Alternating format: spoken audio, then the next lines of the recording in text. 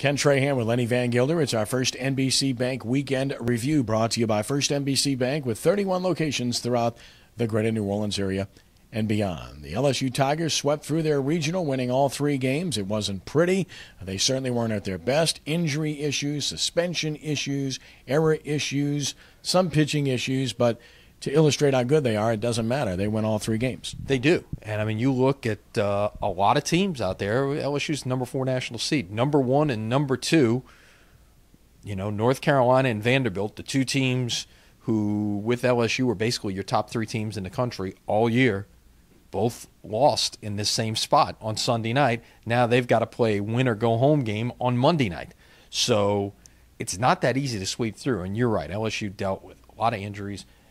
The suspension of Cody Glenn, Pulmonary at the last minute, had to shuffle the lineup last night. Chris Chambers, his backup outfielder, was sick. He wanted to DH Jared Foster. He couldn't do that because that was his only backup outfielder. Ended up using Alex Edward in that spot. So all kinds of issues there. But at the end, different guys stepped up last night. It was Brent Bonvillain, the former Delgado left-hander, who went 5 1/3 innings, got him into the bullpen where Rumble was sensational. Best he's ever been.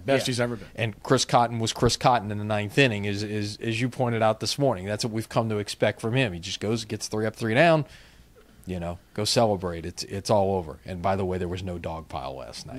Do want to mention that. But, it's workmanlike performance and, wins. And Pulmonary said after the game, hey, guys, don't forget, winning is the goal. It doesn't matter what it looks like. That's still the goal, is to win. Much tougher now. Oklahoma comes to town. They were my pick to win that regional in Blacksburg. They swept through it, and they've got what you need to win in this situation. 2 big-time weekend pitchers. Yep. Jonathan Gray will either be number 1 or number 2 off the board in the first round of the Major League Baseball first-year player draft on Thursday night. So a day later, perhaps, Friday or Saturday, we'll know later on today when the Super Regional will be played, whether we'll start on Friday or start on Saturday.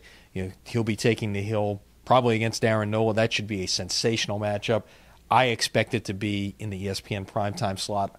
Heard a lot of complaints over the last few days about why these games were not on television. Yes, they were all digitally available on the the ESPN app and their platform if you subscribe to that. And a lot of people are automatically subscribed to it. It's not something you can pay for, unfortunately, but I digress here.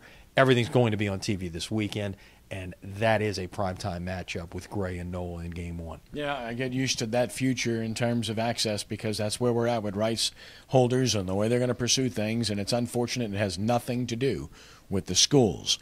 The Saints have mini camps this week. Of course, we've had some look at them via OTAs. Now we move into the mini camp phase. What do you see with this team? What do you expect moving forward? Well, I mean, again, you haven't seen anyone in pads at this point. You won't see that again through mini camp, through the rest of OTAs. You really find out a lot more what you have once guys start hitting each other. And this is a team that, is still learning about its new defense, and obviously that's going to be the big thing that's going to be spotlighted besides the return of Sean Payton to the field and what his impact of being, back on the sideline, back in those meeting rooms, his psychological impact, if you will, on this team, what it will be. Those are your 2 stories as we go forward. And until then, I mean, another week of OTAs following this mini camp, and then we step aside for a little bit and we crank it back up at the end of July, and it's on for real. Back to college baseball, a change at UNO. Bruce Petty gone.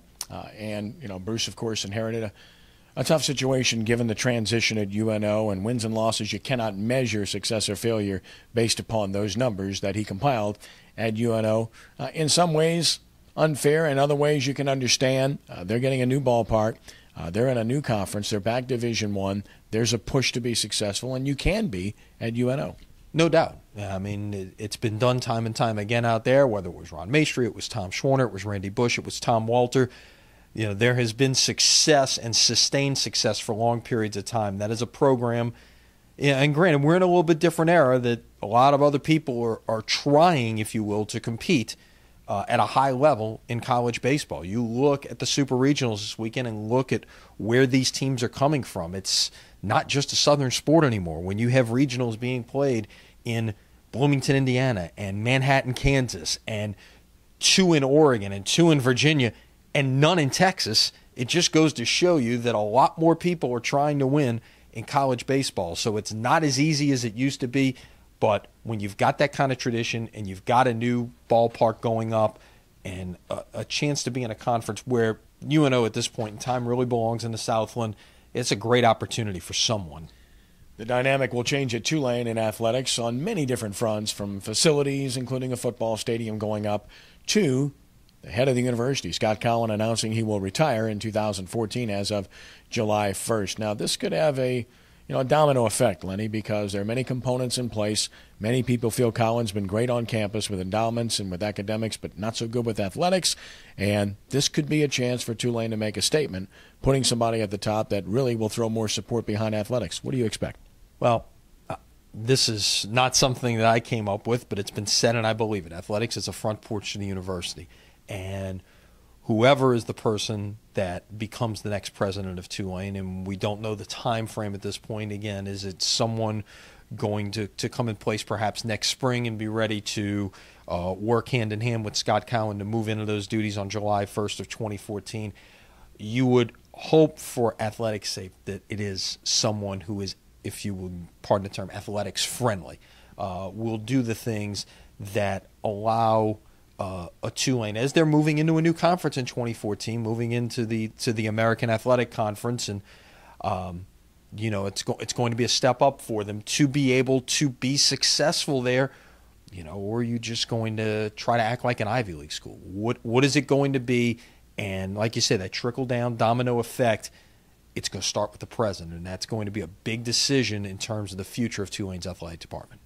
From the standpoint of the Zephyrs, a little bit of a winning streak and getting it done on the road at Iowa. Yeah, and had a tough game Saturday night. They were way behind, made a big comeback to tie the game in the 9th, won it in the 13th, another win on Sunday. So this team has shown some spark at times. They had a nice series win against an Omaha team when they were in town last week. So they're a team that's maybe got a chance to continuing to go forward here, and you never know what's going to happen if they get rated by the big league team with call-ups and such, but maybe a team that's got a chance to have a successful season as we get into the dog days of summer. In a very competitive division. Finally, the Voodoo won a game. It's been since March since they did, and they won in demonstrative fashion by 29 points. Looked like a different team this past weekend. Yeah, it was kind of shocking to see a 30-point lead there in the fourth quarter. I was beginning to wonder if the score was right there. Maybe something was backwards or whatever, but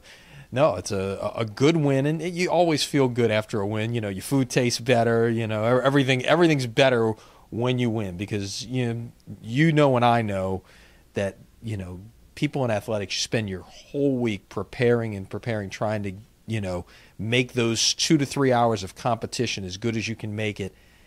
And that's a great reward to be able to go out there and get a win, especially for a team that was on a long losing streak like the Voodoo was. We'll have full coverage of Saints minicamp this week at sportsnola.com. In addition to that, we'll have full coverage of the Super Regional in Baton Rouge between LSU and Oklahoma. Of course, prep coverage all the time, full-time, 24/7 at sportsnola.com. This has been our First NBC Weekend Review, brought to you by First NBC Bank with 31 locations throughout the greater New Orleans area and beyond. First NBC Bank, proud sponsor of sportsnola.com. Lenny, as always, thanks. Have a great week. All right. We'll see you later this week. And for Lenny, I'm Kenny. God bless you one and all. See you next time.